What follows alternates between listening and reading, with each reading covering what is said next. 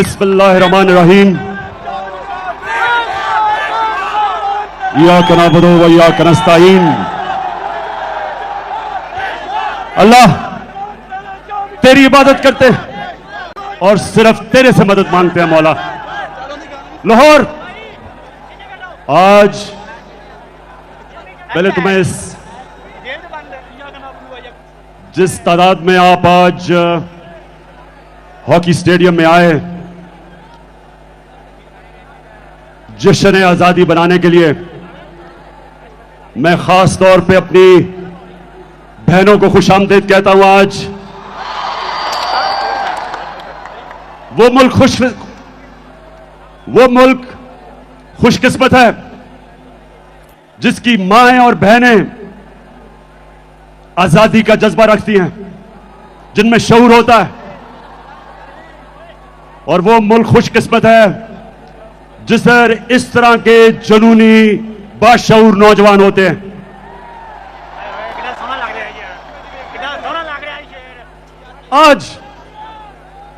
आज आपने तहम्मुल से और बड़े गौर से मेरी बात सुनी है। मैंने आज आपको हकीकी आजादी का रोड मैप देना है, रास्ता बताना है।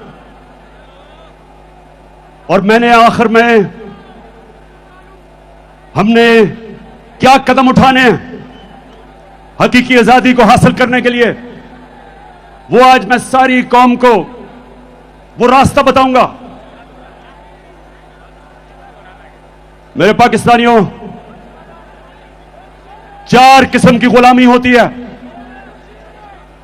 4 किस्म की गुलामी इंसान करता है।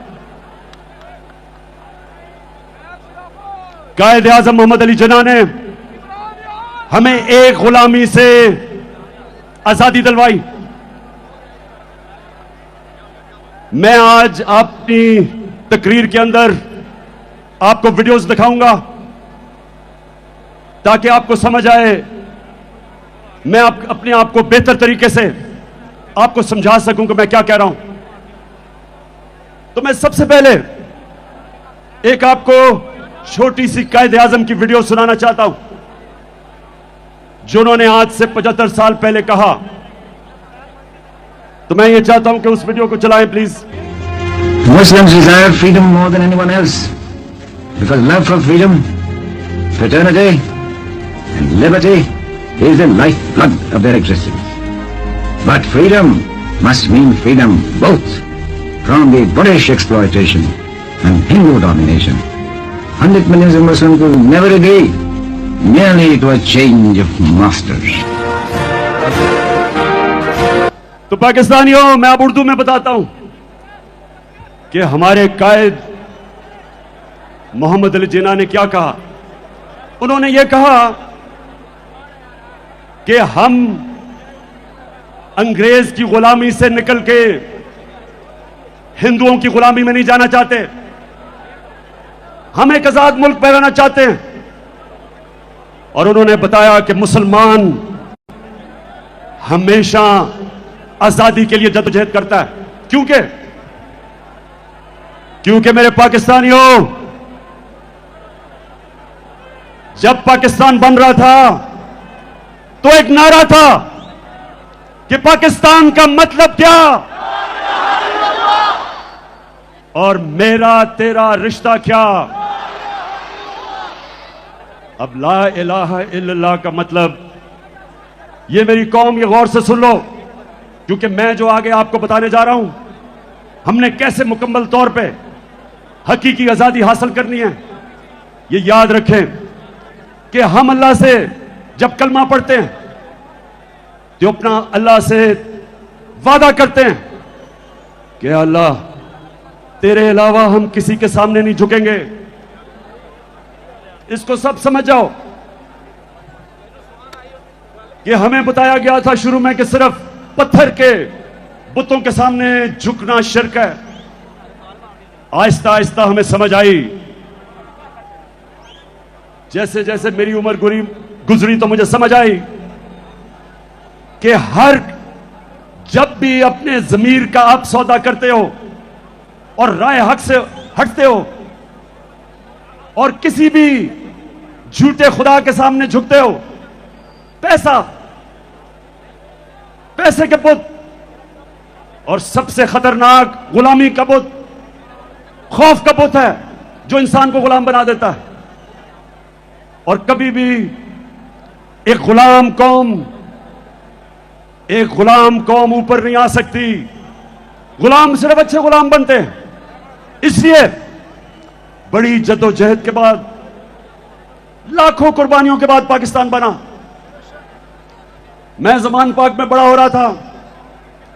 लाहौर के लोगों सुनो, उस वक्त जो बॉर्डर क्रॉस करते हुए कत्लेआम हुई, हम बड़े होते हुए कितने लोगों को जानते थे जिनके सारे खानदान कत्ल हो गए, लाखों लोग मरे। हमारा घर नहर पे, ज़मान पाक पे, मेरी वालदा बताती हैं कि वो शाम को जब कभी नहर के ऊपर सैर करने जाती थी तो वहां इतने लोग बैठे होते थे जो हिंदुस्तान से आए, और एक एक दुख भरी कहानी सुनाता था कि सारा का सारा खानदान कत्ल हो गया। एक दफा मेरी वालदा ने कहा कि बड़ी औरतें, 5-6 औरतें भागी भागी आ रही थी, उनसे पूछती हैं कि पाकिस्तान आ गया। मेरी वालदा ने कहा ये पाकिस्तान है। उधर ही बैठ गई और फिर उन्होंने बताया सारे उनके आदमियों को कत्ल कर दिया। जो उनकी नौजवान बेटियां थी उनको उन्होंने अगवा कर लिया, सिर्फ बेचारी वो औरतें बची। तो इस तरह की हमने कहानियां सुनी है। ये कुर्बानियों के बाद हमारा मुल्क आजाद हुआ था। और जो सबसे जुल्म गुलामी करती है, इंसान के इज्जत नफ्स को खत्म कर देती है, एक इंसान में एहसास कमतरी डाल देती है। हम जब बड़े हो रहे थे, हमें याद है यहां लाहौर जमखाना में हम जाते थे तो लाहौर जमखाना और पंजाब क्लब के लोग इस तरह रहते थे जैसे वो अंग्रेज हैं। क्लब के अंदर अंग्रेजी बोली जाती थी, सिर्फ बैरों के साथ उर्दू बोलते थे, और जब उर्दू बोलते थे तो वो बिलावल भुट्टो की तरह बोलते थे कि बारिश आता है। यानी कि एहसास कमतरी ऐसे थी कि पाकिस्तानी अंग्रेज बनना चाहते थे, और ये गुलामी करती है। लाहौर के लोगों, जब मैं पहली दफा आज से 50 साल पहले इंग्लैंड में क्रिकेट खेलने गया तो मैं तो सिर्फ 18 साल का था। तो मुझे अभी भी याद है, मेरे सीनियर प्लेयर मुझे कहते, ये कानों ने सुना कि इमरान, सोचो भी ना कि हम अंग्रेज को हरा सकते हैं। अगर इज्जत से हार के वापस आ गए तो बहुत बड़ी कामयाबी होगी। एहसास कमतरी थी। जीते हुए मैच हम हार जाते थे क्योंकि हमारे अंदर खुद एतमादी नहीं थी कि हम जीत सकते। 70 की दिहाई में अच्छी भली अच्छी टीमें थी, कोई मैच नहीं जीतती थी। बड़े बड़े मैच जब आते थे, एहसास कमतरी की वजह से घबरा के हार जाते थे। और जब 80 की दिहाई में कमजोर टीमें थी, लेकिन क्योंकि ज़हनी तौर पे हम आजाद हो गए थे, हारे हुए मैच जीते थे। यही पाकिस्तान का हाल है कि वो गुलामी से जो एहसास कमतरी थी उससे हम निकले नहीं। तो पहली गुलामी से तो कायदे आजम ने हमें आजाद किया, और इंशाल्लाह आज हम उसका पूरा जश्न बनाएंगे। 12 बजे हम 14 अगस्त को उसका शानदार इस्तकबाल करेंगे, सब मिलके पाकिस्तान का तराना गाएंगे। लेकिन 3 और किस्म की गुलामियां, 3 और किस्म की गुलामी है, और मैं चाहता हूं ये गौर से सुने, क्योंकि आखिर में मैं आपको बताऊंगा कि हमने अपने हकीकी आजादी की तरफ कैसे जाना है। जो दूसरी किस्म की गुलामी है वो ज़हनी गुलामी, और वो मैं जब अपनी सारी कौम को मदीना की रियासत का बताता हूं तो मेरे नबी सल्लल्लाहु अलैहि वसल्लम ने मदीना के रियासत में उन लोगों, उन अरबों का जो हैसियत ही कोई नहीं थी, 2 सुपर पावर्स थी, मगरिब में और मशरिक में, Byzantine Roman empire, Persian empire, उन्होंने क्या किया? गौर से सुनो मेरे नौजवानों, कि उन्होंने उन लोगों को दुनिया की इमामत करवा दी। 10 साल 622 और 632 जब मेरे नबी सल्लल्लाहु अलैहि वसल्लम दुनिया से गए, वही अरब जिनकी हैसियत नहीं थी दुनिया की इमामत की, तो वो क्या किया उन्होंने? अब ये गौर से सुने क्या किया। 2 काम किए, क्योंकि ये लोग, हमारे लोगों को गलतफहमी है कि तलवार से इस्लाम फैला। 10 सालों के अंदर 622 और 632 के बीच में सिर्फ 13 से 1400 लोग मरे जंगों में। फिर से सुन लें, 10 सालों में दोनों तरफ सारी जंगों में 1300 से 1400 लोग मरे, लेकिन सारे अरब में इस्लाम फैल गया। वो तलवार से इनकलाब नहीं आया था, वो फिक्री इनकलाब था, ज़हनों के अंदर इनकलाब आया था। और वो मैं चाहता हूं दूसरी चीज कि आप समझें कि हमने कैसे अपनी नबी की सीरत के ऊपर चलते हुए इस मुल्क के नौजवानों को ज़हनी तौर पे आजाद करना है। 2 चीजें की उन्होंने। सबसे पहले उन्होंने तालीम के ऊपर जोर दिया। उन्होंने कहा कि अगर चाइना भी तालीम हासिल करने के लिए जाना पड़े, इल्म के पीछे चाइना भी जाना पड़े, तो जाओ। मतलब उन दिनों में चाइना जाना का मतलब कि अपनी जान की बाजी खेलना। और कहा जब से तुम पैदा होते हो और जब तक तुम कब्र में नहीं जाते, इल्म सीखो।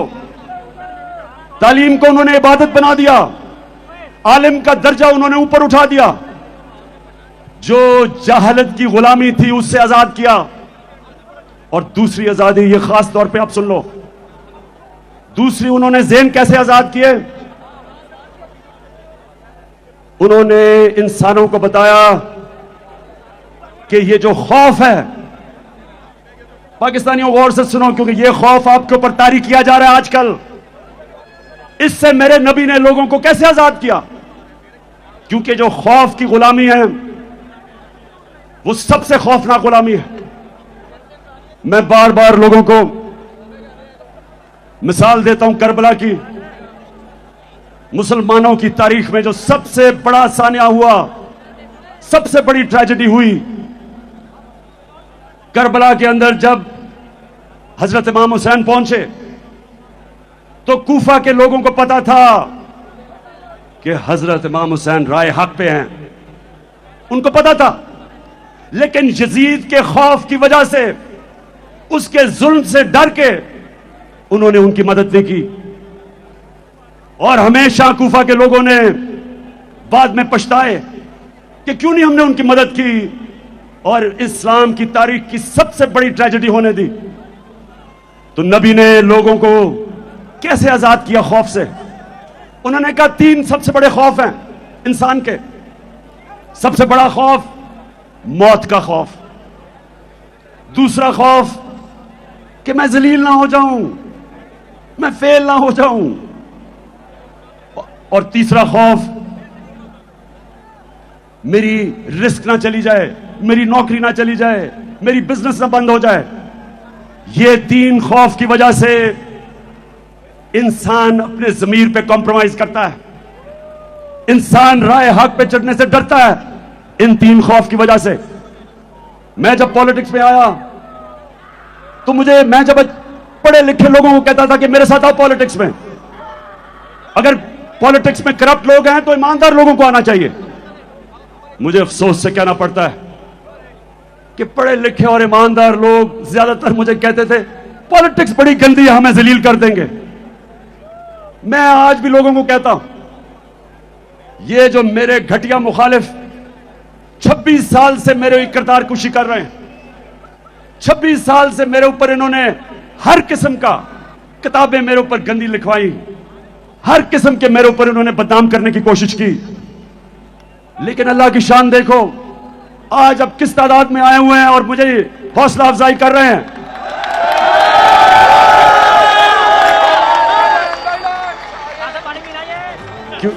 क्योंकि मेरे पाकिस्तानियों, ये अल्लाह ने कुरान में लिखा हुआ है कि इज्जत और जिल्लत मेरे हाथ में है। नहीं तो अमीर लोग, पैसे वाले लोग इज्जत खरीद सकते, लेकिन इज्जत नहीं खरीद सकते। और नहीं तो कमजोर और गरीब जलील होते। ऐसा नहीं है।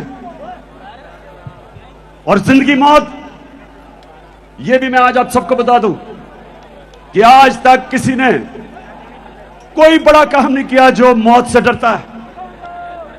कोई फौजी ने आज तक बड़े तगमे नहीं लिए जो मौत के खौफ के ऊपर काबू नहीं पाता।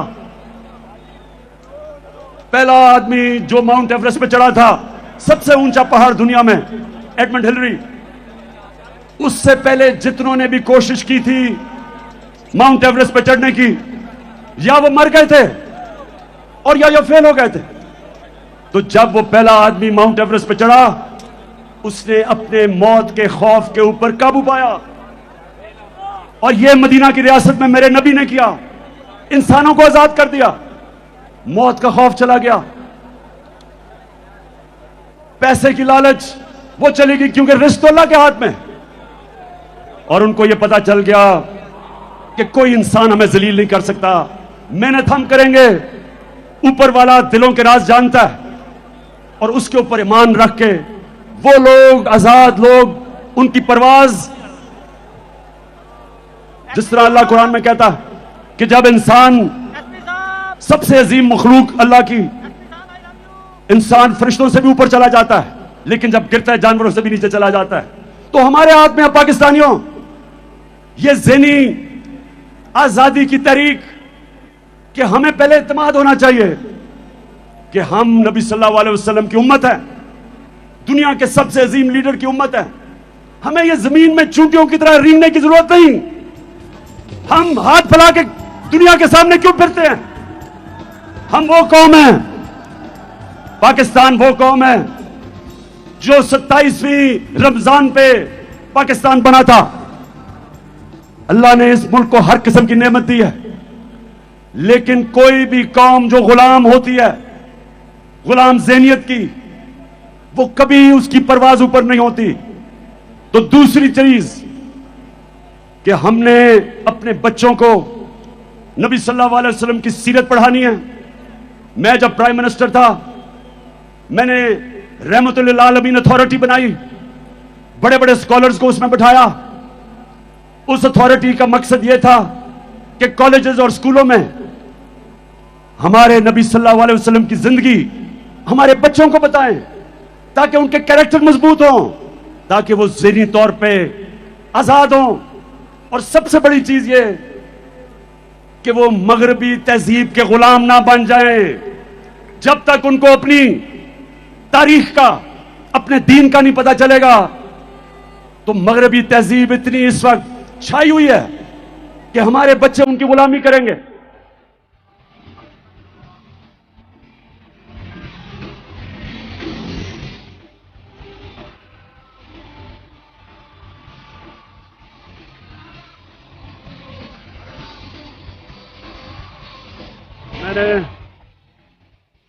और तीसरी गुलामी जिससे हमने आजाद होना है, अब ये मेरे पाकिस्तानियों गौर से सुनो। देखिए, पहले तो मैं आप सबको एक बात बता दूं कि मैं कभी भी किसी मुल्क के खिलाफ नहीं हूं, मैं किसी मुल्क का एंटी नहीं हूं। मुझे कहते हैं जी आप एंटी अमेरिकन हैं, मैं एंटी अमेरिकन नहीं हूं। अमेरिका में सबसे ताकतवर पाकिस्तानी कम्युनिटी है जो पाकिस्तानी अमेरिकन कम्युनिटी है। यह ताकतवर कम्युनिटी है।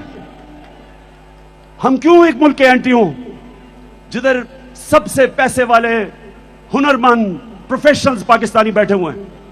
और दूसरी चीज कि अमेरिका को पाकिस्तान सबसे ज्यादा अपनी चीजें एक्सपोर्ट करती है, हमारी सबसे ज्यादा एक्सपोर्ट्स अमेरिका को है। तो मैं बिल्कुल एंटी अमेरिकन नहीं हूं। मैं अमेरिका से दोस्ती चाहता हूं, लेकिन पाकिस्तानियों मैं गुलामी नहीं चाहता। अल्लाहू अल्लाहू अल्लाहू अल्लाहू अल्लाहू सभी ये जहां जब न था, ये सभी जब न थी, ये जहां जब न था, ये जमीन जब न थी, ये जहां। मेरे लाहौर के बाशऊर लोगों, गौर से अब सुनना, मैं अपनी असल चीजों पे आने लगा हूं। गौर से सुनना, क्योंकि मैंने आज आपको मैंने अपने हकीकी आजादी का रोड मैप देना है। तो ये जरा गौर से सुन लें। मैं ज्यादातर पाकिस्तानियों से बेहतर अमेरिका को भी जानता हूं, मगरबी तहजीब को भी जानता हूं। क्रिकेट की वजह से कई साल मैं उनके बरतानिया में रहा, यूनिवर्सिटी उधर गई, दोस्तियां मेरी थी वहां। मैं उनके कल्चर को अंदर से जानता हूं। अब जो मैं आपको चीज सुनाना चाहता हूं वो ये कि मैं जो उनकी साइकी जानता हूं वो ये, अगर आप उनके पैरों में गिरते हैं वो आपको इस्तेमाल करेंगे। अगर आप उनकी चमचागिरी करेंगे वो आपकी इज्जत नहीं करेंगे। लेकिन अगर आप अपने मुल्क के मफादात के लिए खड़े होंगे, उनको अच्छा नहीं लगेगा लेकिन वो आपकी इज्जत करेंगे।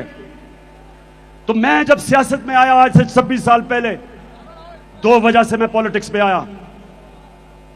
एक, जिसकी मैं अभी जो चौथी गुलामी है उसकी बात करूंगा, इंसाफ के लिए, और एक इसके लिए जो हम अपनी खुददारी खो बैठे। मैं ये चाहता हूं कि आप चलाएं कि मैं जब 26 साल पहले पॉलिटिक्स में आया था तो मैं क्या कह रहा था, ताकि आपको ये ना लगे कि मैं ऐसे ही लोगों को वरगलाने के लिए, वोट लेने के लिए मैं अमेरिका के खिलाफ बात करता हूं। ये जरा गौर से सुने कि मैं शुरू में जब पॉलिटिक्स में आया था तो मैं क्या कहता था। हमारी तहरीक इंसाफ, अगर आप इसकी फॉर्म देखें तो इसके ऊपर लिखा हुआ है अय्या का नाबुदो व अय्या का नस्ताईन, और वो इसलिए कि जो भी तारीफ जौन करना चाहता है, आपने किसी भी इंसान के सामने झुकना नहीं। करते हैं कभी अमेरिका के सामने, कभी बैंकों के सामने, कभी बैरूनी मुल्कों के सामने। मैं आपको ये बताना चाहता हूँ कि तहरीक इंसाफ का नस्ल ये है अय्या का नाबुदो व अय्या का नस्ताईन, यानी कि सिर्फ अल्लाह की इबादत करते हैं और उसी से मदद मांगते हैं, इंसानों के सामने नहीं हम झुकते। पाकिस्तान का मतलब क्या था? ला इलाहा इल्लल्लाह। ला इलाहा इल्लल्लाह का क्या मतलब है? अल्लाह, अल्लाह तेरे सिवा किसी के सामने नहीं झुकूंगा। और ये भी मेरा आपसे वादा है, आज तक ना मैं कभी किसी के सामने झुका हूं। पाकिस्तानियों, कभी आपको किसी के सामने झुकने नहीं दूंगा। Will you allow the American government to have CIA here in Pakistan? Absolutely not.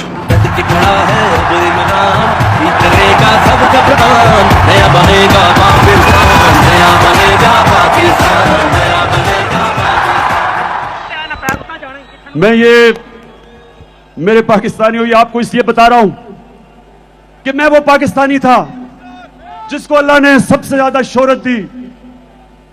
पैसा मेरी जिंदगी के मुताबिक बहुत था।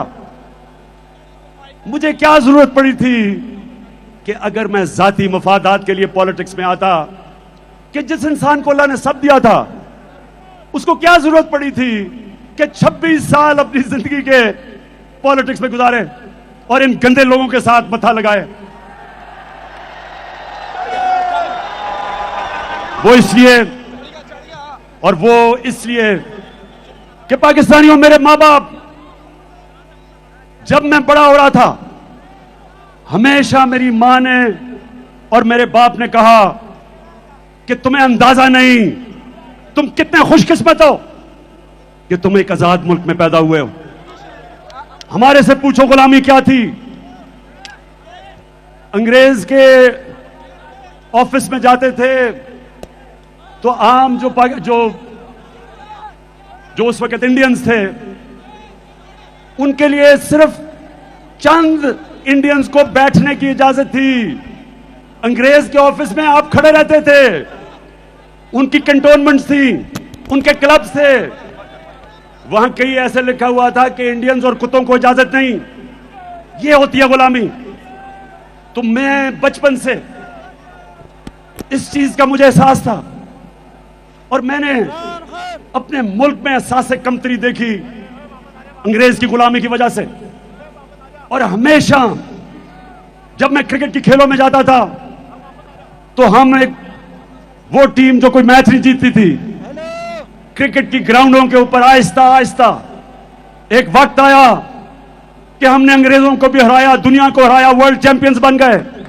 और मुझे फख्र था इस चीज का कि मैंने अपने मुल्क को ऊपर लेके गया। लेकिन मुझे हमेशा अफसोस होता था कि जब मैं अपने हुक्मरान, कोई बाहर से गोरा आता था, उसके सामने हाथ बांध के खड़े हो जाते थे, शर्म आती थी मुझे। और जब 26 साल पहले पॉलिटिक्स में आया तो ये जो आप सुन रहे हैं, ये आज से नहीं मैं बातें कर रहा। मेरी मोटिवेशन थी कि अल्लाह तूने मुझे कभी मौका दिया तो मैं अपने मुल्क को पैर पे खड़ा करूंगा, एक खुददार कौम बनाऊंगा और कभी किसी के सामने नहीं झुकने दूंगा।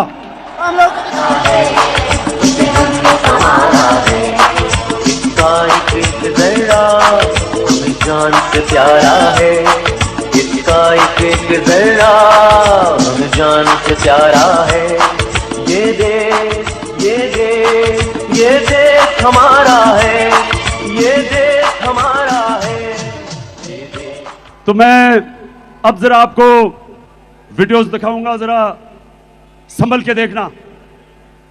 इन लोगों की मैं बात कर रहा हूं जो हमें शर्मिंदा करवाते थे, जिनको अपनी तो इज्जत नहीं थी, कौम की भी इज्जत मिट्टी में लगा देते थे। तो सबसे पहले हमारा डिफेंस मिनिस्टर और फॉरेन मिनिस्टर, वो जरा अमेरिका के मुतालिक क्या कह रहा है, जरा दिखाओ। अमेरिका जो है अगर जो है वो चाहे तो इस वक्त पाकिस्तान के लिए इतनी माशी जो है डिफिकल्टीज क्रिएट कर सकता है कि मैं समझता हूं कि हो सकता है हम जो हमारा ऑयल बिल जो है अदा करने के लिए हमारे पास पैसे ना रहे। ऑलरेडी जो माशी हालात जो है हमारे इंतहाई मखदूश हैं। ये सारे वेंटिलेटर जो है ना, ये लगे हुए हैं अमेरिका की मर्जी से लगे हुए हैं। अमेरिका चाहे तो ये सारे के सारे जो हमें जो इस वक्त ड्रिप्स लगी हुई हैं या वेंटिलेटर लगे हैं। पाकिस्तानियों, ये डिफेंस मिनिस्टर, फॉरेन मिनिस्टर ये कह रहा है कि अमेरिका ने हमें वेंटिलेटर पर रखा हुआ है, जब चाहे वो खींच दे और हम मर जाएंगे। मैं पहले तो इससे पूछता हूं कि ये इस नौबत पे लेके कौन आया? 30 साल तो तुम दो खानदान इस मुल्क के ऊपर हुकूमत कर रहे थे, वेंटिलेटर पे डाला किसने? इस मुल्क का खुद पैसा चोरी करके बाहर महलात, अरबों डॉलर्स की प्रॉपर्टीज, बैंक अकाउंट्स, सारे शाहाना लाइफस्टाइल, और कौम को मकरूज कर दिया। कौन जिम्मेदार है? तो पहले हमें मकरूज किया, अब हमें कहता है कि अगर हमने अमेरिका की गुलामी ना की तो हम मर जाएंगे। अब जरा मौजूदा प्राइम मिनिस्टर, क्राइम मिनिस्टर, जरा इसकी जरा सुने, जरा ये क्या फरमाते हैं मुल्क का प्राइम मिनिस्टर। मैं सऊदी अरब से होके आया हूं, मैं यूएई के होके, अभी मैं तुर्की होके आया हूं, और मैंने उन भाइयों को कहा कि आप हमारे बड़े अजीम भाई हैं, हमेशा आपने हमारी मदद की। और मैंने यही कहा, जब मैं आया हूं तो आप समझेंगे शायद मांगने आया, मैं मांगने नहीं आया, लेकिन मजबूरी है। जिस तरह माजी में 75 साल में आपने हमारा हाथ बटाया है, कुछ ऐसा आप हाथ बटा। मैंने कहा मैं वादा करता हूं कि इंशाअल्लाह हम पूरी कौम हम मिलकर दिन रात मेहनत करेंगे, पसीना कराएंगे, अपने पांव पे खड़े होंगे।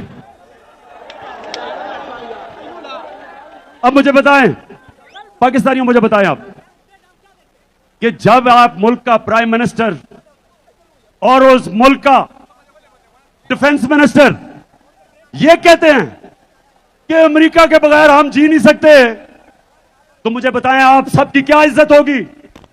हरे पासपोर्ट की दुनिया में क्या इज्जत होगी? जिस मुल्क के प्राइम मिनिस्टर भिखारियों की तरह फिरते हैं, उस कौम के शहरियों की दुनिया में क्या इज्जत होगी? और मैं इसलिए पॉलिटिक्स में आया था क्योंकि मैं इंटरनेशनल क्रिकेट खेलता था और मुझे पता था कि हम जब दुनिया में जाते थे तो हमारे पासपोर्ट की हमें किस तरह बेइज्जत होना पड़ता था। वो इसलिए कि जब हुक्मरान भिखारियों की तरह अपनी बाहर जाते थे, डॉलर्स बाहर, और मुल्क को मकरूज करके और फिर झुके सामने। अब जरा देखें कि पाकिस्तान का प्राइम मिनिस्टर नवाज शरीफ जब प्रेसिडेंट ओबामा से मिला तो जरा उसको फरमाएं, उसकी जरा देखें कि हालत क्या थी, कहां पे टांग रही थी।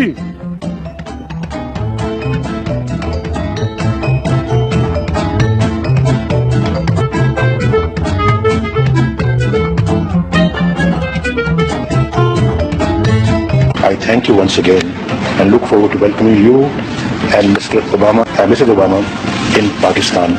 And Kimaya and Dal is very इतना घबराया हुआ था कि थैंक यू भी पढ़ के करना पड़ा, कहीं गलती ना हो जाए, आका नाराज ना हो जाए।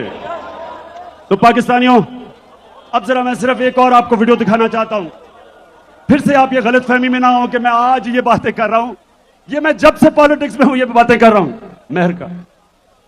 ये जरा देखें ग्राउंड रियलिटी के ऊपर what do you think will happen. Mehar ground reality, अगर आप ग्राउंड रियलिटी पे चलना तो चुप करके गुलाम बन जाते हैं। अंग्रेजों से क्यों इतनी कोशिश की थी आजादी लेने के लिए, वो बेहतर, उससे कम से कम गवर्नेंस सिस्टम से बेहतर था, हालात तो बेहतर थे, ट्रेनें चलती थी, यूनिवर्सिटीज बेहतर थी, तालीमी निजाम बेहतर था, लॉ एंड ऑर्डर बेहतर था, करप्शन नहीं थी। तो ये आजादी लेने की हमें जरूरत क्या थी। फिर जमीनी काय करके हाथ खड़े करके कहें आपके हम गुलाम है, जो करना कर लें, आप फैसला कर ले, फिर क्या कहना है। या तो आप फैसला करें कि आप एक आजाद मुल्क की तरह रहना चाहते हैं, खुददार मुल्क, एक बाइज्जत मुल्क, या ये बेशर्मी की तरह जिल्लत उठानी पड़ती है, वहां से हर दूसरे दिन गोरा आके झाड़ा देकर चला जाता है और डूम और करके जाता है कि और अपने लोगों को मारो। ये कोई जिंदगी है। मैं आपको ये बता दूं कि अगर आप इस जिंदगी से मुतमईन है तो आप हो। मैं ये जमीनी इकाई कबूल नहीं करता।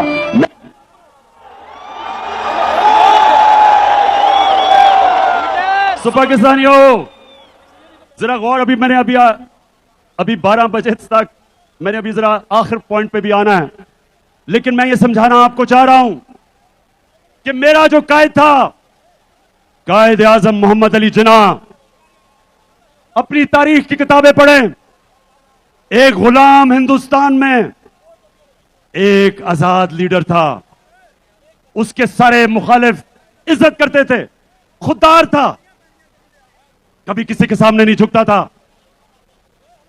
हम उसको लीडर मानते हैं। और हम पाकिस्तानियों, आप ये सुना, हमने कितनी भारी कीमत अदा की अमेरिका की गुलामी करके। मैं फिर से आज आपको कहता हूं कि मैं अमेरिका से दोस्ती कर रहा था, लेकिन मैं गुलामी करने के लिए तैयार नहीं था। मैंने प्रेसिडेंट ट्रंप से मेरे ताल्लुकात ठीक थे, क्योंकि वो वापस इज्जत देता था। जब मैं वॉशिंगटन गया, अपनी पाकिस्तानी कम्युनिटी अमेरिकन से पूछे कि जिस तरह का उसने प्रोटोकॉल मुझे दिया, कितने और पाकिस्तानी प्राइम मिनिस्टर्स को दिया पहले, क्योंकि वो इज्जत करते हैं उनकी जो अपनी इज्जत करवाते हैं। मैं जिधर उनसे मुखालफत करता हूं वो ये कि उन्होंने धमकी दी जनरल मुशर्रफ को और कहा कि पाकिस्तान को अमेरिका की जंग में अगर शामिल ना किया, आपने शिरकत ना की, तो पाकिस्तान को वो तबाह कर देंगे। बदकिस्मती से हमारा लीडर उस वक्त जनरल मुशर्रफ घुटने टेक गया और पाकिस्तानी कौम ने बाहरी कुर्बानी अदा की उसके लिए। जो अमेरिका में दहशतगर्दी हुई थी, न्यूयॉर्क में 2500 अमेरिकन मरा था, उनकी जंग में शिरकत करके 80,000 पाकिस्तानी कुर्बान हुआ। दुनिया की तारीख में पहली दफा गुलामी की यह इंतहा थी कि जंग उनकी लड़ रहे हैं, हमारे फौजी कुर्बानियां दे रहे हैं, हमारे शहरी कुर्बानियां दे रहे हैं, और हमारे ऊपर 400 ड्रोन अटैक किए अमेरिका ने। ड्रोन अटैक का मतलब कि देहातों में जाके बमबारी करके लोग मारते थे। कौन सा मुल्क इजाजत देता है कि कोई और मुल्क फैसला करे कौन सा पाकिस्तान में दहशतगर्द है और आके उसको मार दे। हमारा दहशतगर्द अल्ताफ हुसैन 30 साल से बैठा हुआ है बर्तानिया में, हजारों लोग मरवाए उसने। क्या बर्तानिया पाकिस्तान को इजाजत देगा कि हम अल्ताफ हुसैन के ऊपर ड्रोन अटैक करें? वो नहीं करेंगे। वो कहेंगे ये हमारे कानून के खिलाफ है, अदालत में जाके साबित करो कि वो दहशतगर्द है।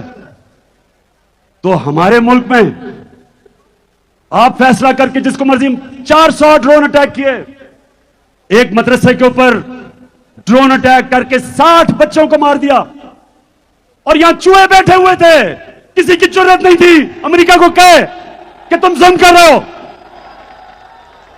एक तहरीक इंसाफ ने ड्रोन अटैक्स के खिलाफ धरने दिए, बाकी ये जो नवाज शरीफ और आसिफ जरदारी, इनके मुंह से चू नहीं निकलती थी, क्योंकि इनके अरबों डॉलर बाहर पड़े हुए थे और ये डरते थे कि कभी भी इनका पैसा जब्त कर सकते हैं। ये पैसे की पूजा करने वाले, हमारे मुल्क में जुल्म हुआ, इन्होंने जुल्म होने दिया, हमें टिश्यू पेपर की तरह इस्तेमाल होने दिया। मैं एंटी अमेरिकन नहीं हूं, लेकिन मैं अपने लोगों के मफादात के ऊपर किसी किस्म की कॉम्प्रोमाइज नहीं करने के लिए तैयार। फिर जरा सुने, फिर सुने, हमें हमारे एम्बेसडर असद मजीद वॉशिंगटन में, पाकिस्तानी एम्बेसडर, उसको मिलने आता है एक अमरीकी अंडर सेक्रेटरी ऑफ स्टेट, उसका नाम था डोनाल्ड लू। जरा गौर से सुने पाकिस्तानियों, ताकि आपको पता चले कि किस तरह हमारे मुल्क की जिल्लत हुई। वो आके हमारे एम्बेसडर को कहता है कि इमरान खान जो तुम्हारा प्राइम मिनिस्टर है, अगर तुमने अदम एतमाद की वोट पे उसको ना हटाया तो धमकी दी, तुम्हें मुश्किलों का सामना करना पड़ेगा। और कहता वो इसलिए कि वो रूस चला गया, रूस का दौरा किया उसने। जब मुझे ये पता चला, मैंने अपने फॉरेन ऑफिस को कहा कि ये होते कौन है मुझे कहने वाले कि मैं रूस क्यों गया? क्या मैं इनका गुलाम हूं? लाजिम है कि हम भी देखेंगे, हम देखेंगे, हम देखेंगे, लाजिम है कि हम भी देखेंगे, हम देखेंगे। तुम मेरे लाहौर के पास शऊर शहरियों, थक तो नहीं गए? ये आजादी की जश्न की राहत है। अभी मैंने आपको बताना है कि मैंने आपके साथ मिलके, आपने मेरे साथ मिलके इस मुल्क में हकीकी आजादी कैसे छीननी है। तो धमकी देता है कि जी रूस क्यों चला गया? मैं रूस इसलिए गया कि मेरे लोगों का फायदा था उसमें। मैं चाहता था कि मेरे लोगों को सस्ता तेल मिले। जो हिंदुस्तान रूस से 40% कम कीमत पर तेल ले रहा है, मैं चाहता था कि हमने जो 20 लाख टन गंदम खरीदनी है, हम रूस से सस्ते दाम पे लें। उनके सदर पुतिन से मैंने बात की थी, वो तैयार थे हमारी मदद करने के लिए। हमने गैस लेनी थी आगे जाके रूस से, तो वो इतना नाराज हुए कि जनाब इमरान खान को हटा दो, इसने हमारा हुक्म नहीं माना। अब मैं आपको दो मुल्कों के फॉरेन मिनिस्टर्स दिखाना चाहता हूं। पहले हिंदुस्तान का फॉरेन मिनिस्टर, उसको हुक्म दिया, उसको कहा कि जनाब आप रूस से तेल ना खरीदें। अब ये गौर से सुने, हिंदुस्तान अमेरिका का स्ट्रेटेजिक एलाय है। हमारा कोई अमेरिका के साथ अलायंस नहीं है, हिंदुस्तान अमेरिका का स्ट्रेटेजिक एलाय है। और उनको जब अमेरिका ने कहा कि आप रूस से तेल ना खरीदें, तो उनके फॉरेन मिनिस्टर ने क्या कहा, ये देखें। By purchasing this oil for national interest, India is being asked, are you funding this war? Tell me, buying Russian gas is not funding the war? I mean, why is it's only Indian money and oil coming to India which funds, but it's not gas coming to Europe which funds? I mean, look, somewhere. I mean, let's be a little even-handed out here. If countries in Europe and the West and the United States are so concerned, why don't they allow Iranian oil to come into the market? Why don't they allow Venezuelan oil to come into the market? I mean, they've squeezed every other source of oil we have, and then say, okay, guys, you must not go into the market and get the best deal for your people. सुना, मैं जिनको समझ नहीं आया मैं समझाऊं। ये foreign minister को उन्होंने कहा कि रूस से तेल ना खरीदो। उसने आगे से कहा, तुम कौन होते हो मैं कहने वाले? यूरोप खरीद रहे तेल उनसे, हमारे लोगों की जरूरत है, हम खरीदेंगे। ये होता है आजाद मुल्क। हमारे जब इनको ये जो इंपोर्टेड हुकूमत ये जब आई, तो हमने उनसे बात कर ली थी रूसियों से सस्ता तेल खरीदने की, लेकिन इनकी हिम्मत नहीं थी। यहां तेल की, पेट्रोल डीजल की कीमत आसमानों पे, जुर्रत नहीं थी कि कहें जी हमारे लोगों के लिए महंगाई है, गुर्बत की लकीर के नीचे जा रहे हैं लोग। और अब साउथ अफ्रीका को सुने कि साउथ अफ्रीका को अमेरिका का, ये सुन लें, अमेरिका का फॉरेन मिनिस्टर बैठा हुआ है, उसके सामने साउथ अफ्रीका की फॉरेन मिनिस्टर क्या कहती है? When we believe in freedom, as I'm saying, it's freedom for everybody. You can't say because Africa is doing this, you will then be punished by the United States. So that's been a disappointing passage of legislation by one house, and we hope the other house will not agree to such offensive legislation. One thing I definitely dislike is being told either you choose this or else. I definitely will not be bullied in that way. सुन लिया, उनकी foreign minister कहती कि हमें ना dictation दो कि हम क्या कर सकते हैं क्या नहीं कर सकते। तो अगर वो हिंदुस्तान जो हमारे साथ आजाद हुआ था, उनमें इतनी खुददारी है कि वो अपने लोगों के मफादात के मुताबिक अपनी फॉरेन पॉलिसी बनाते हैं, तो ये हमारे कौन आ गए कि जो उनके पैरों में लेटे हुए हैं, कहते हैं हम वेंटिलेटर पे हैं, वो अगला कहता है बेगर्स आर नॉट चूजर्स। तो मैं आज पाकिस्तानियों इस गुलामी के खिलाफ हूं। मैं आज वाज़ेह कर दूं कि मैं इस कौम को कभी कभी किसी की गुलामी नहीं करने दूंगा। मैं अपनी कौम को इकट्ठा करूंगा। हम बहैसियत कौम मिलकर अपने कर्जे उतारेंगे। हम बहैसियत कौम मिलकर अपने पैर पे खड़े होंगे, मुश्किल वक्त गुजारेंगे। आजादी आसानी से नहीं मिलती। आजादी की जद्दोजहद में कुर्बानियां देनी पड़ती हैं।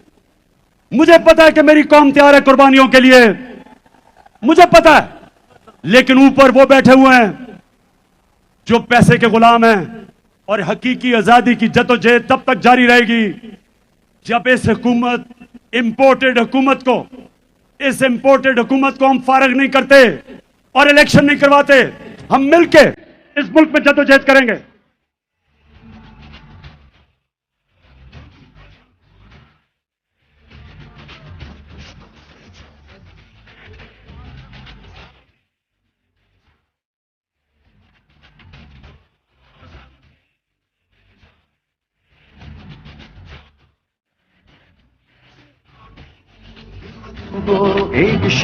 और अब चौथी गुलामी। अब मेरे पाकिस्तानियों ये गौर से सुने, ये जो आखिरी गुलामी जिसके लिए हमने हकीकी की जंग लड़नी है, हकीकी आजादी की, ये सबसे ज्यादा एक माशरे में तबाही मचाती है। और वो क्या है? नबी सल्लल्लाहु अलैहि वसल्लम ने मदीना की रियासत में एक तो ज़हनी तौर पे लोगों को आजाद किया, और दूसरा उन्होंने अदल और इंसाफ दे के इंसानों को आजाद किया। जानवरों की बस्तियों में और इंसानों की बस्तियों में क्या फर्क है?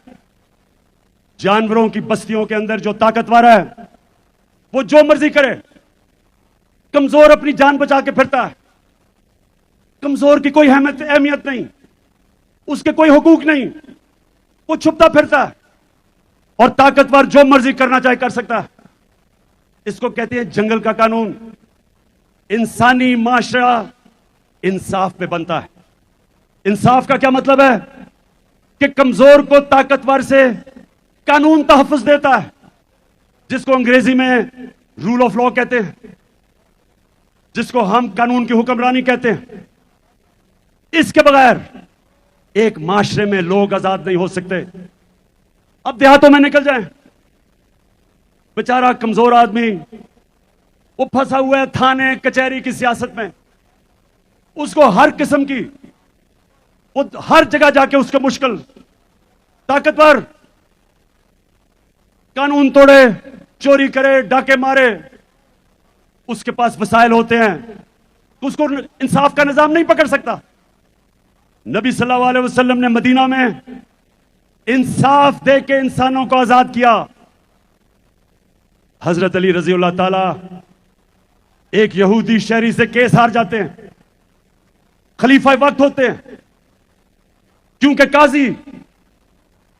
काजी उनके बेटी की गवाही नहीं कबूल करता। आप सोचें कि वो क्या इंसाफ का निजाम होगा कि आम शहरी वक्फ के हुक्मरान से केस जीत सकता है, और वो भी एक अकलियत, वो मुल्क के हुक्मरान से केस जीत सकती है। यह था इंसाफ का निजाम, और वो इंसाफ के निजाम की वजह से लोग आजाद हो गए। एक बड़ा फेमस वाकया, एक शहजादा तवाफ कर रहा था खाना काबा की, एक गुलाम का पैर आ गया उसके चोगे के ऊपर, उसने उसको मारा। गुलाम ने जाके नबी सल्लल्लाहु अलैहि वसल्लम को बताया कि मेरे से गलती से पैर आ गया और इसने मुझे मारा। नबी सल्लल्लाहु अलैहि वसल्लम ने शहजादे को बुलाया और गुलाम को कहा कि वापस मारो इसको, किसी को इजाजत नहीं, कोई कानून के ऊपर नहीं। मेरे पाकिस्तानियों, इस तरह वो आजाद हुए थे, इस तरह वो माशरा, दुनिया में आजाद लोगों का माशरा ऊपर उठ गया था। हमारे मुल्क में जब तक हम लोगों को उनके हकूक नहीं देंगे, कमजोर को ताकतवर से तहफ़्फ़ुज़ नहीं देंगे, हम लोगों को आजाद नहीं कर सकते। यह बदतरीन गुलामी है।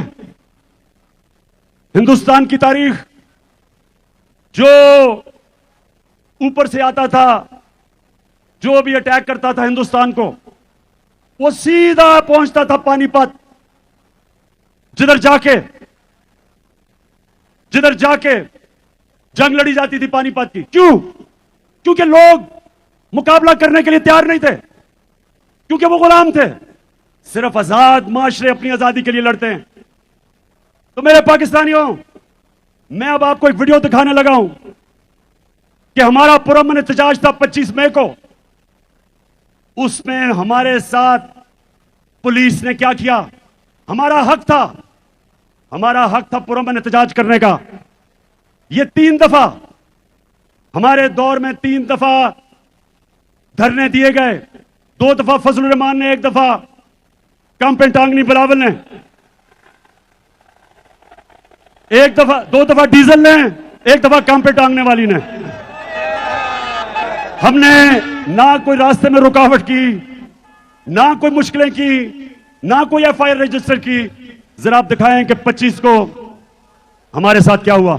भाई, घर में सिर्फ लेडीज है कि आप लोग बगैर किसी वारंट के, आप लोग घर में सिर्फ लेडीज और बच्चे, और आप लोग घर के अंदर एंटर हुए हैं। सुबह 4 बजे हुए हैं। ये देख ले, ये क्या कर रहे हैं आप लोग? डराने के लिए आए हैं औरतों को। सिर्फ हम औरतें हैं घर पे और बच्चे हैं। या आप हमारे घर में क्यों एंटर हो गए? आप हमें हरास करें इतना ओपनली, आप हमारे घर में एंटर हो गए। मुझे नहीं, क्यों दरवाजा तोड़े? नहीं, बदतमीजी नहीं करेंगे आप, बिल्कुल नहीं। आप शर्म होनी चाहिए।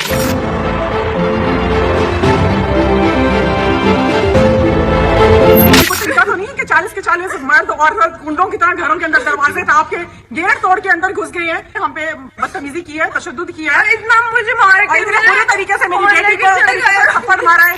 पुलिस वाले पुलिस वैन में डाले में आए हैं 8 बंदे, और वो मेरे गेट के ऊपर से एक तो चढ़ के पार हुआ, फिर उन्होंने डाला मारा, मेरा गेट तोड़ दिया। क्या हुआ है? क्या हुआ?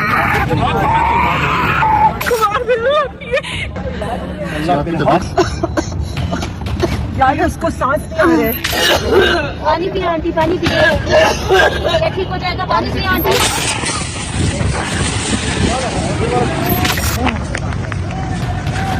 पानी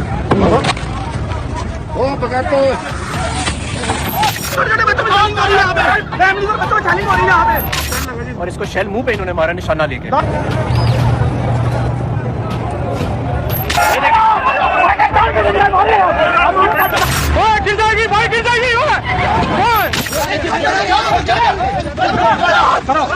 सर फाड़ दिया इन नकारा खबीस लोगों ने, इन लोगों ने ख्याल नहीं किया।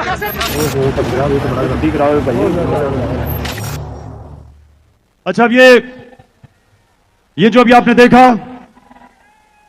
एक पुरअमन एहतजाज जमहूरियत के अंदर, पहले हुकूमत गिराई, पुरअमन एहतजाज किया, और इस तरह का इस मुल्क की पुलिस ने मुल्क का आइन भी तोड़ा, मुल्क का कानून भी तोड़ा, और कमजोरों के ऊपर दहशतगर्दी की, खौफ फैलाने के लिए। अब मैं जरा एक और, अभी हालिया में शहबाज गिल, उसको उठा लिया, चलें वो कानून के सामने जाएगा, लेकिन तशद्दुद किया उसके ऊपर। हर इंसान को मौका मिलना चाहिए अपने आप को बेकसूर साबित करने का। यह तो इंसाफ का निजाम है, इंसाफ का तकाजा है। उसको तशद्दुद किया, लेकिन सबसे खौफनाक चीज, उसके ड्राइवर की बीवी को उठा लिया और उसकी 10 महीने की बेटी। ये जरा आप देखें।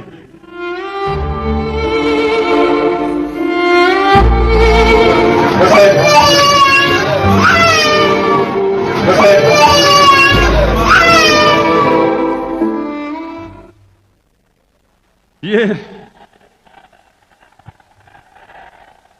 मैं आपको ये इसलिए दिखा रहा हूं, पाकिस्तानियों, इसलिए दिखा रहा हूं कि लोगों के ऊपर खौफ तारी किया जा रहा है कि किसी तरह ये कौम डर के, खौफजदा होके, इनकी दहशत की वजह से कबूल कर ले ये चोरों और डाकुओं को। जो भी ये कर रहे हैं सारे साजिशी। आज मेरी आवाज कान खोल के सुन लो। ये कौम जो मर्जी अब कर लो, तुम इस कौम को नहीं रोक सकते।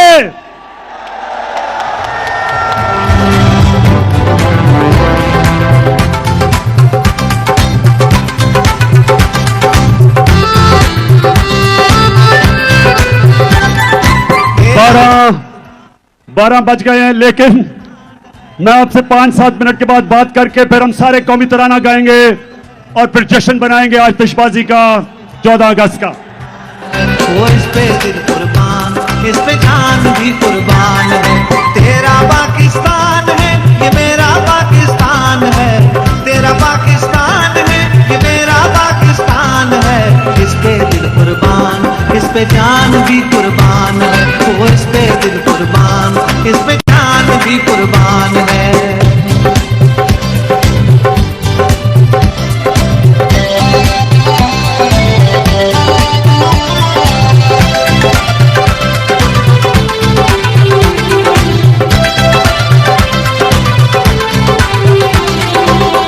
बुनियादों में है तेरा लहू मेरा लहू। इससे तेरी आबरू है, इससे मेरी आबरू। इसकी बुनियादों में है तेरा लहू मेरा लहू। इससे तेरी आबरू है, इससे मेरी आबरू। इससे तेरा नाम है, इससे मेरी पहचान है।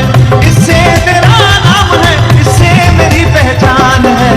इस पे दिल कुर्बान, इस पे जान भी कुर्बान है। ओ इस पे दिल कुर्बान, इस पे जान भी कुर्बान है। तेरा पाकिस्तान है, ये मेरा पाकिस्तान है। तेरा पाकिस्तान है, ये मेरा पाकिस्तान है। इस पे दिल कुर्बान, इस पे जान भी कुर्बान है। ओ इस पे दिल कुर्बान, इस पे जान भी कुर्बान है।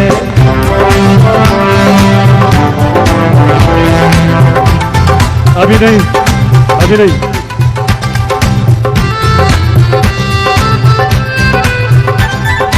एक दयारे नूरो लिखत बाद ये मेहरान है।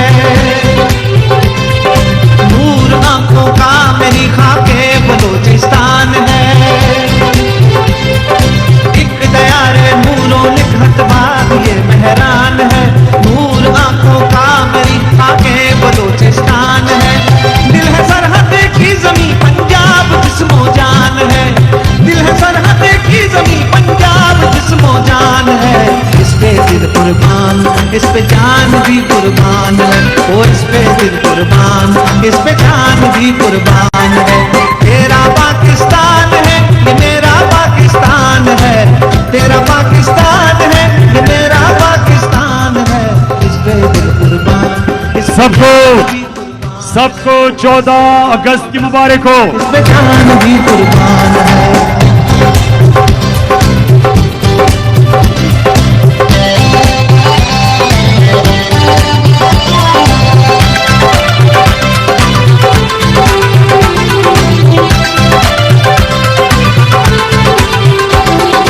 ये मेरे कायद की जीती जागती तस्वीर है।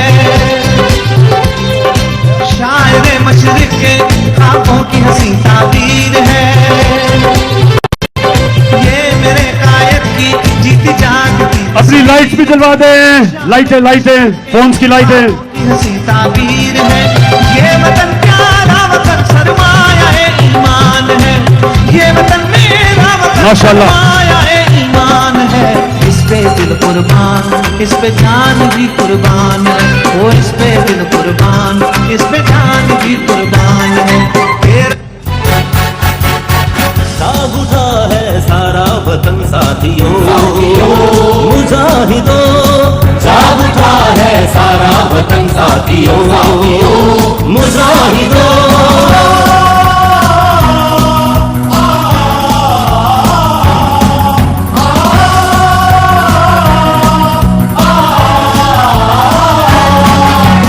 मजलूम जालिम से टकराएंगे, जालिम से टकराएंगे, अपनी ताकत जमाने से मनवाएंगे, जमाने से मनवाएंगे, साम्राज्य खुदाओं पे छा जाएंगे।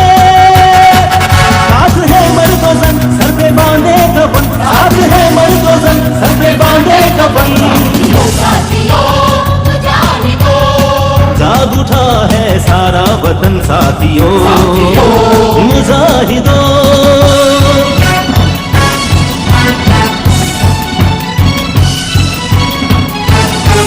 जो भी रास्ते में आएगा कट जाएगा,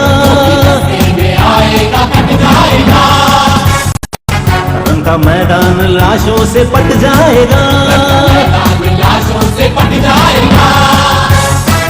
आज दुश्मन का तख्ता उलट जाएगा, हर जरी सब शिकन हर जमाते गुजन, हर जरी सब शिकन हर जमाते गुजन।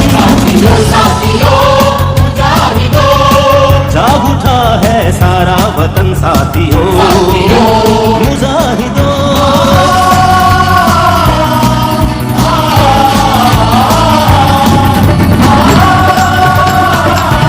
बस बस बस, अभी और जश्न बनाएंगे, फिक्र ना करो। पहले सिर्फ मैं अपनी बात खत्म कर लूं।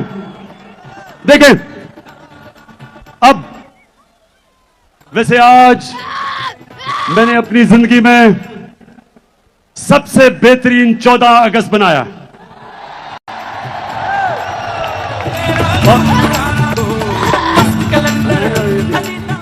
और मेरा दिल कह रहा है, पाकिस्तानियों मेरा दिल कह रहा है कि जो इंशाअल्लाह अगली 14 अगस्त होगी, हम अपनी हकीकी आजादी ले चुके होंगे।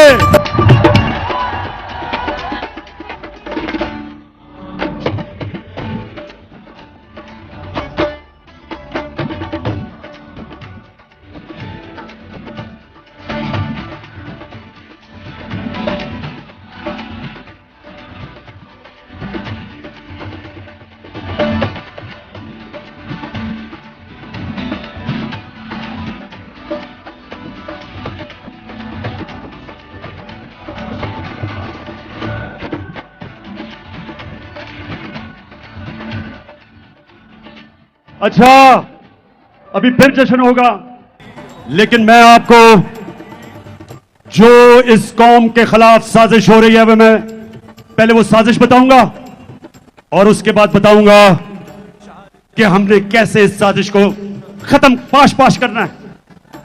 साजिश क्या हो रही है, थोड़ा खामोशी से सुन लें ताकि आपको समझ आ जाए कि जो बैरूनी मुल्क की साजिश जिनके साथ इस मुल्क के मीर जाफर और मीर सादक मिले हुए हैं, जिन्होंने हमारी हुकूमत कराई, और अब वो क्या साजिश कर रहे हैं, थोड़ी खामोशी से सुने।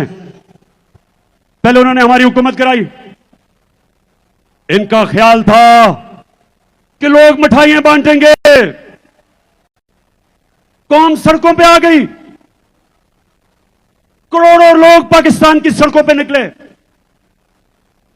सारों ने निकल के कहा कि ये जो तुमने साजिश की है और हमारे मुल्क के ऊपर इस मुल्क के बड़े बड़े डाकुओं को मुसल्लत किया है, कौम सड़कों पे निकलाई। इन्होंने फिर आपके सामने लोगों के ऊपर खौफ तारी करने की कोशिश की। 25 मई को इन्होंने औरतों को, आपने देखा, घरों में घुस घुस के डराया, 3 लोग शहीद हुए। इन्होंने समझा कि अब लोग डर के सहम गए, लेकिन जब पंजाब के बाय इलेक्शन आए, कौम सड़कों पर निकलाई, धांधली के बावजूद हमने इनको शिकस्त दी, फेंटा लगाया। जिस तरह वाहिद कप्तान था मैं, जो हिंदुस्तान में गया और हिंदुस्तान के एम्पायरों के बावजूद हिंदुस्तान को फेंटा लगा के आया।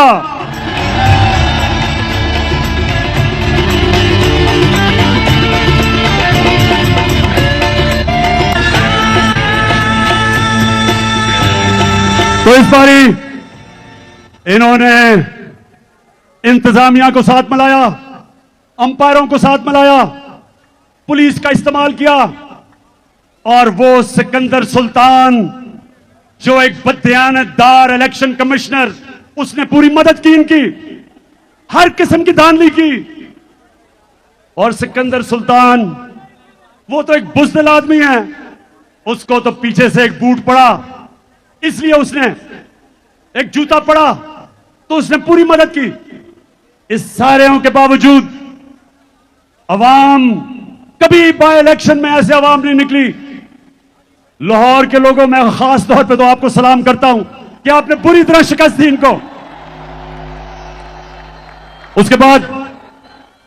उसके बाद इन्होंने एक नया प्लान बनाया जो मैं आप सबके सामने रख रहा हूं।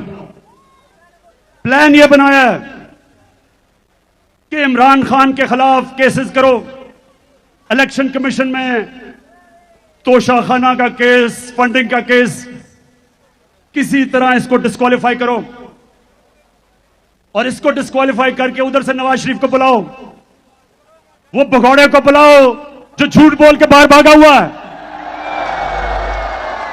और फिर कहो कि देखें हम इमरान खान को भी लड़ने देंगे और नवाज शरीफ को भी अगर उसका जो बैन है वो हटाया जाए। जो भी ये साजिश कर रहे हैं, कान खोल के सुन लो, इमरान खान कोई डील नहीं करने लगा।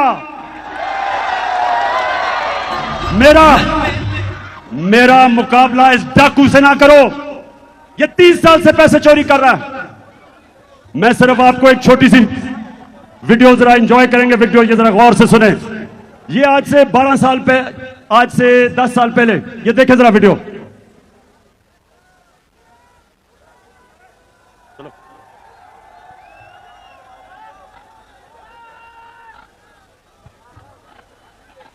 हाँ, मरियम की तला दो। हाँ ये लो,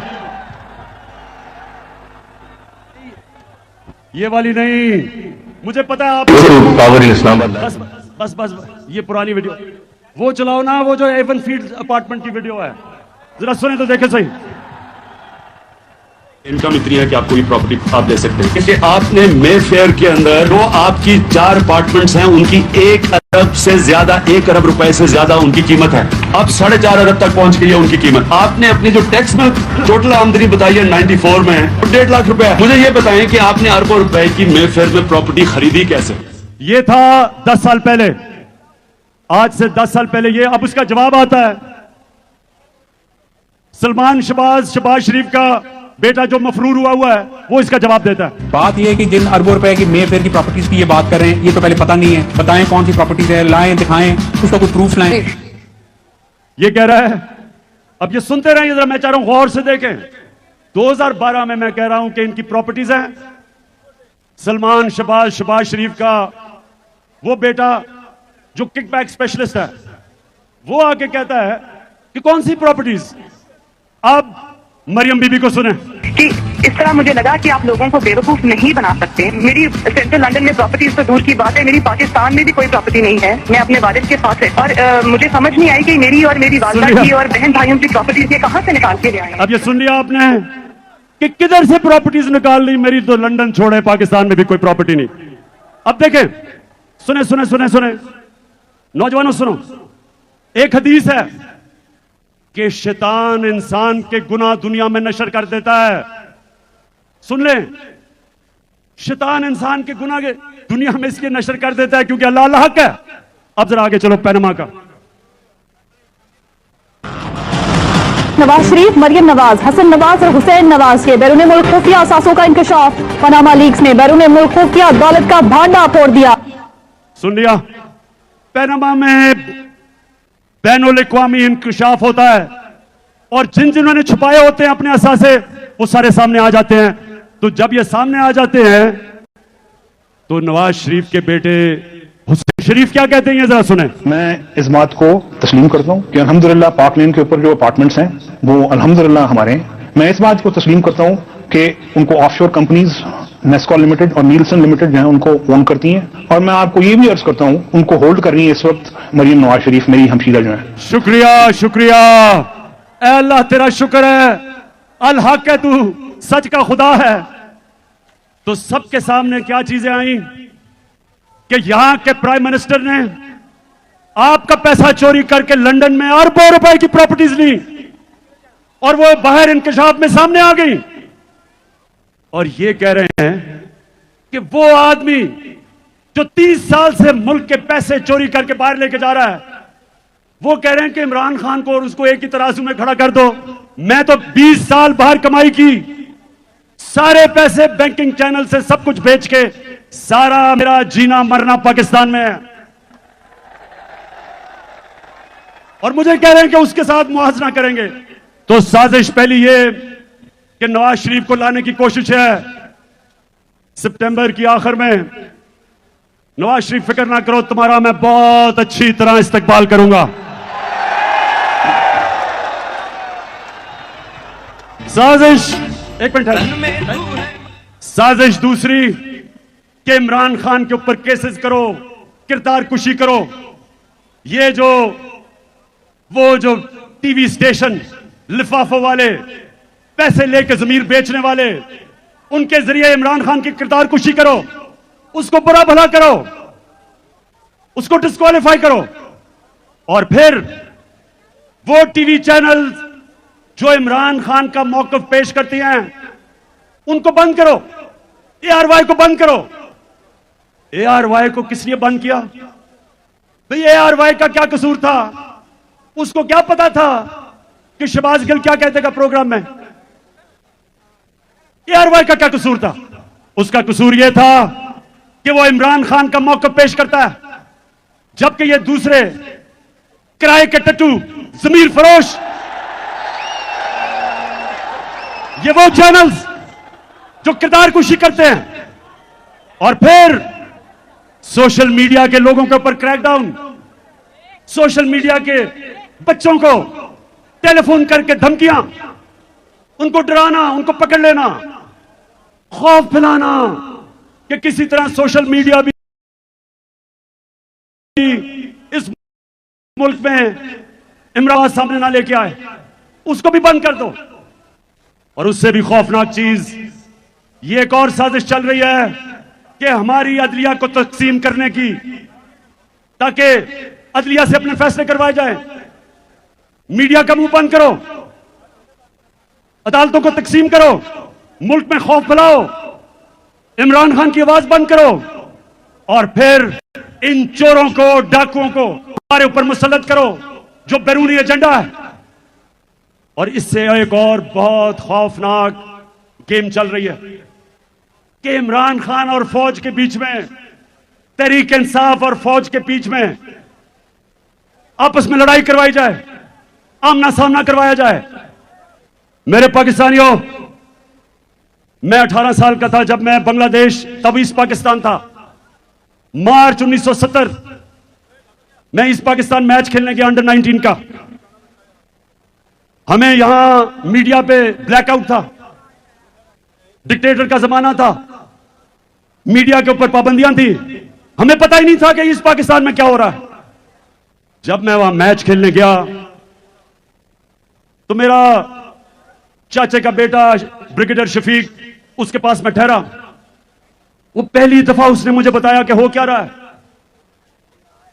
कि अवाम यानी कि वो जमात जो बांग्लादेश की, बल्कि पाकिस्तान की सबसे बड़ी जमात थी, उसके खिलाफ मिलिट्री एक्शन हो रहा था, शुरू हो रहा था। और सारे पाकिस्तानी सुन लो, इतना बड़ा जुल्म हुआ जो हमारा मुल्क टूटा, बड़ा सानिया हुआ पाकिस्तान से कि जब आप फौज को और सबसे बड़ी मुल्क की जमात का आमना सामना करवाते हैं तो नुकसान तो मुल्क का है।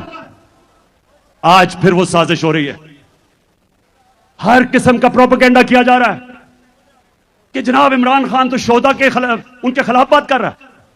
शर्म करो, इमरान खान वो पाकिस्तानी है जो गुलामी की, अगर गुलामी हो वो मौत उसके लिए बेहतर है। अगर मुझे ये हो कि गुलामी या मौत, मुझे मौत पसंद है। ये कैसे हो सकता है कि एक मुल्क की मैं फौज को कमजोर होने दूंगा? ये कैसे हो सकता है कि मैं चाहूंगा कि मेरे मुल्क की फौज कमजोर हो? क्योंकि अगर पाकिस्तान की फौज कमजोर होती है, यहां इतनी बैरूनी साजिशें हैं, मैं बार बार कह बैठा हूं कि मुल्क के 3 टुकड़े करना चाहते हैं वो। इसलिए इमरान खान कभी नहीं चाहेगा कि उसकी फौज कमजोर हो, वो चाहेगा कि उसकी फौज एक मजबूत इदारा हो। अब मैं आपको बताऊं, अब मैं ये चाहता हूं कि जो लोग आज इख्तिदार में बैठे हैं, जरा मैं आप सबके सामने दिखाना चाहता हूं कि इन्होंने पाकिस्तान की फौज के मुतल्लिक क्या कहा। देखें जरा। जनरल कमर जावेद बाजवा साहब, आपने हमारी अच्छी भली चलती हुकूमत को रुखसत करवाया, जजों से जोर जबरदस्ती के फैसले आपने लिखवाए। जनरल बाजवा साहब, आपको 2018 इलेक्शन में अवाम के मैंडेट की चोरी का हिसाब देना है। हाँ, नवाज शरीफ ने यह जरूर किया कि उसने किरदारों और इदारों के दरमियान एक वाज़ेह लकीर खींच दी है। एक या दो अफराद इदारा नहीं हुआ करते, एक या दो अफराद इदारों की बदनामी का बायस बना करते हैं।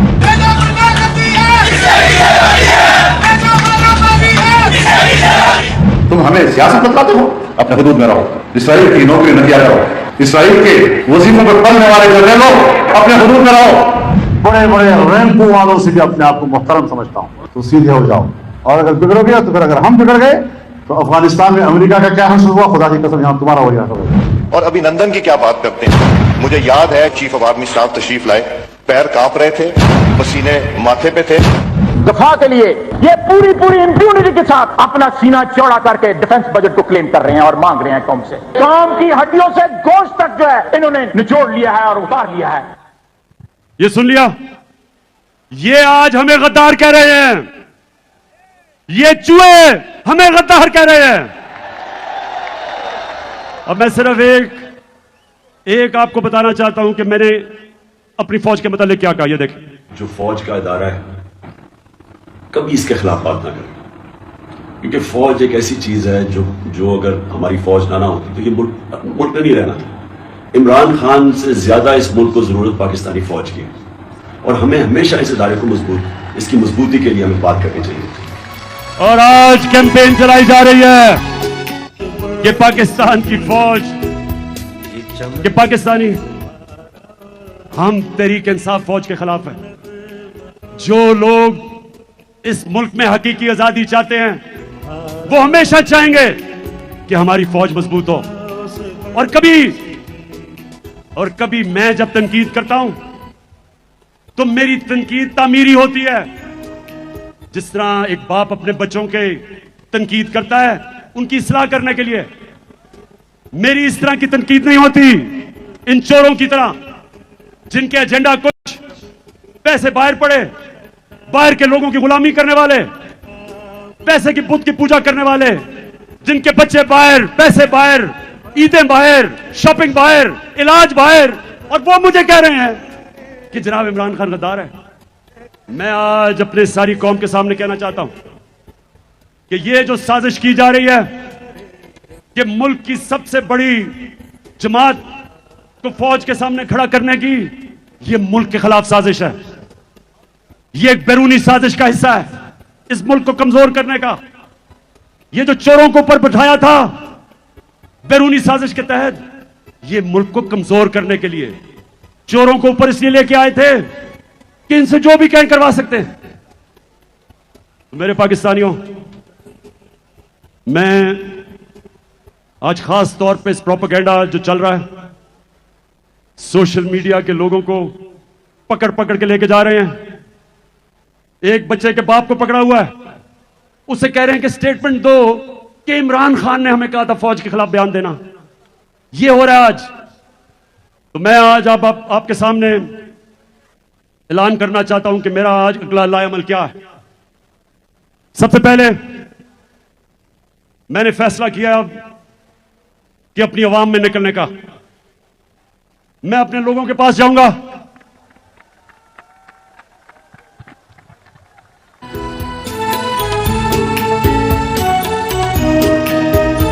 मैं पूरा टूर प्लान बनाया हुआ है। अगले हफ्ते पिंडी जलसा करने जा रहा हूं। उससे अगले बल्कि उसके चंद दिनों के बाद कराची इंतजार करो मेरी, मैं आ रहा हूं। मैंने बड़ी देर से मुझे मौका नहीं मिल रहा कि यह जरदारी का भी सही माने में मुकाबला करने का। मैं आ रहा हूं इसके पास भी।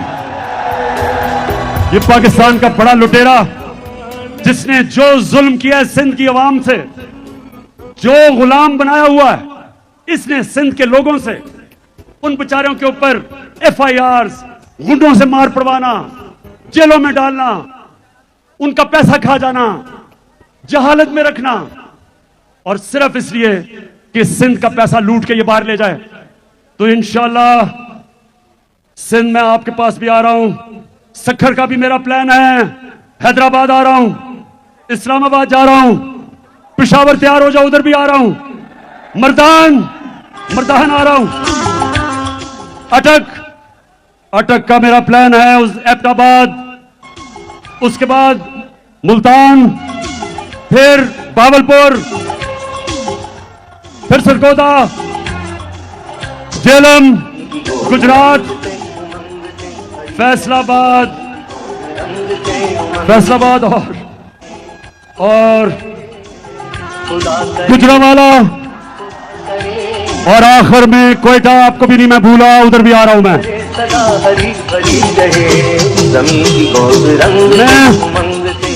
मैं आवाम में निकल रहा हूं। मैं सारी अपनी आवाम को तैयार कर रहा हूं। हमारी हकीकी आजादी की जंग अपने आखिरी और फैसला कुन मरहले पे है। मेरी कौम तैयार हो जाओ। मैंने अपनी सारी पार्टी, उनकी सारी तंजीमें, सबको मैंने पैगाम पहुंचा दिया कि आप तैयारी करें। एक मैं टाइगर फोर्स बना रहा हूं नौजवानों का, और उसमें हमारी बेटियां होंगी, नौजवान होंगे। जिस तरह तहरीक पाकिस्तान में मेरी वालदा और उनकी जनरेशन ने तहरीक पाकिस्तान में जिस तरह वो घर घर निकली, मैं आज अपनी सारी कौम को कह रहा हूं कि हमारी बेटियां, हमारे नौजवान तैयार हो जाओ। आपने घर घर जाना है। मेरी हकीकी आजादी का पैगाम घर घर लोगों के पास लेके जाना है। आपने लोगों को बताना है कि किसी चीज से आपने नहीं खौफजदा होना। ये आपको डराने की कोशिश करेंगे जिस तरह इन्होंने 25 मई को की। ये हर किस्म का खौफ आप में पैदा करेंगे। जब तक आपका कप्तान खौफजदा नहीं तो आपको किसी से डर है? खुदा करे, खुदा करे, खुदा करे, खुदा करे सदा हरी भरी रहे ज़मीं की गोद रंग से, उमंग से भरी रहे ज़मीं की गोद रंग से। तो फिर से आखिर में, अच्छा मैं पाकिस्तानी सुनो आखिरी मेरी बात। हाँ, आखिरी बात मेरी सुन लो तराने से पहले।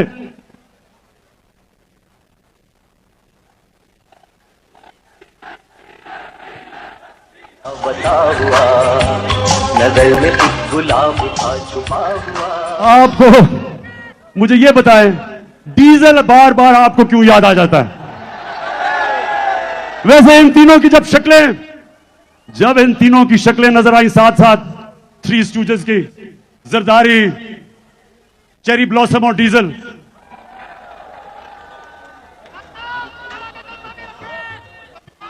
सुन ले एक चीज मैं चाहता हूं आपसे। एक मिनट सुनिए, एक मिनट।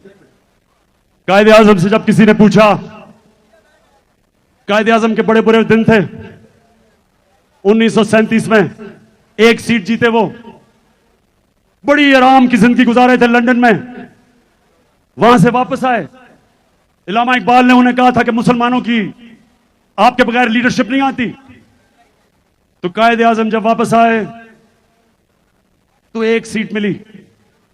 उनका लंदन से एक दोस्त मिलने आया, कहता आप इतनी याशी की आराम की जिंदगी गुजार रहे थे, तो क्या आपको अफसोस नहीं हुआ कि सब छोड़ के और इधर आए और देखें इतना बुरा रिजल्ट है? तो पाकिस्तानियों ये गौर से सुने, आजम ने जवाब दिया, ये गौर से सुने। उन्हें अपने दोस्त को कहा कि मैं सिर्फ एक चीज चाहता हूं, जब मैं अपने अल्लाह के पास जाऊंगा, मैं सिर्फ अपने अल्लाह से एक चीज सुनना चाहता हूं। और उन्होंने अंग्रेजी में यह कहा कि मैं अल्लाह से यह सुनना चाहता हूं कि अल्लाह मुझे कहे कि वेल डन मिस्टर जुना, यू ट्राइड योर बेस्ट। जिना साहब कि शाबाश जिना, तुमने अपनी कौम के लिए पूरी कोशिश की। तो मैं जब अपने अल्लाह के पास जाऊंगा, मैं उसे एक चीज सुनना चाहता हूं, मैं सिर्फ उसे एक चीज सुनना चाहता हूं कि मेरा अल्लाह मुझे यह कहे कि शाबाश इमरान, सुने सुने सुने, कि तुमने हमारे नबी सल्लल्लाहु अलैहि वसल्लम की उम्मत को ला इलाहा इल्लल्लाह का मतलब समझा दिया। अच्छा, अब मिलके आज हम सारे कौमी तराना 14 अगस्त को हम इस्तकबाल करते हुए गाएंगे। इधर इधर आओ, सलमान ऊपर आ। पाक सरज़मीन शाद बाद, ईश्वरे हसीन शाद बाद, तू निशाने अज़्मे आलीशान, अर्ज़े पाकिस्तान मरकज़े यकीन शाद बाद। पाक सरज़मीन का निज़ाम, क़ुव्वते अख़ुव्वते अवाम, कौम मुल्क सल्तनत आइंदा ताबिंदाबाद, शादाबाद मंज़िले मुराद, परचमे सितारा हिलाल, रहबरे तरक्कियो कमाल, तर्जुमाने माज़ी शाने हाल, जाने इस्तक़बाल, सायाए खुदाए ज़ुल जलाल। पाकिस्तान। अब मैं नूरुल कादरी साहब को अभी नहीं एक मिनट रोको।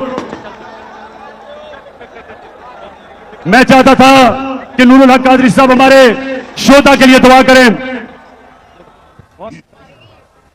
कायदे मिल्लत इस्लामिया इमरान खान का हुक्म है कि इस आधी रात को पाकिस्तान की आज़ादी से लेकर आज के हकीकी आज़ादी तक जितने शुहदा हैं, हम सब अपनी बंदगी और आजिज़ी के हाथ मौला कुद्दूस के हाथ उठाएं और दुआ करें कि मेरे रब्ब ज़ुल जलाल हमारे इस प्यारे महबूब वतन पाकिस्तान की हिफाजत फरमा। वो सारे लोग जो इस वतन की हिफाजत की ड्यूटी पे हैं, उनकी भी हिफाजत फरमा। क़याम पाकिस्तान से लेकर हकीकी आज़ादी तक, इस आहद तक जितने लोगों ने अपनी जानों की कुर्बानियां पेश किए, अपने पाकीज़ा रूह पेश किए, अपने मुक़द्दस खून पेश किए, या इलाहुल आलमीन उनके दरजात बुलंद फरमा, उनके दरजात बुलंद फरमा, उनके दरजात बुलंद फरमा, और उनका हशर बदर, उहद और करबला के शुहदा के साथ फरमा। या इलाहुल आलमीन वो लोग जो हमारी सरहदों पर रात की टिटरती सर्दियों में पहरा दे रहे हैं, या अल्लाह ताला उनकी नुसरत फरमा, उनकी मदद फरमा, और बतौर खास पाकिस्तान को अल्लाह तबारक व तआला उस मंजिल की तरफ 75 साल बाद हकीकी मंजिल की तरफ हमें रसाई फरमा। हमारे कायद इमरान खान के लिए दुआ फरमाए कि या इलाहुल आलमीन इस बंदे की हिफाजत फरमा, इनको इस्तिकामत अता फरमा और हर किस्म बैरूनी और अंदरूनी दुश्मनों और साजिशों से अपनी हिफाजत में फरमा।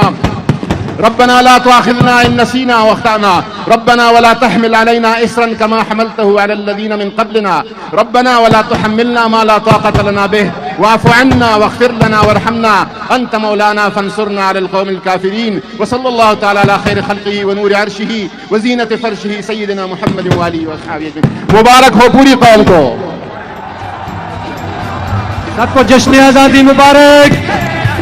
एक मिनट, मैं सबसे आखिर में, एक मिनट, बड़े आराम से आपने बाहर निकलना है, लोग बहुत ज्यादा हैं, बड़े देखभाल करके निकलना, आहिस्ता आहिस्ता निकलना, कोई जल्दी नहीं है। हम अभी, मैं आपके साथ ही हूं, अल्लाह हुज़रा लगा दो। जितने लोग बाहर हैं और वो अंदर नहीं आ सके उनसे मैं माजरत करता हूं।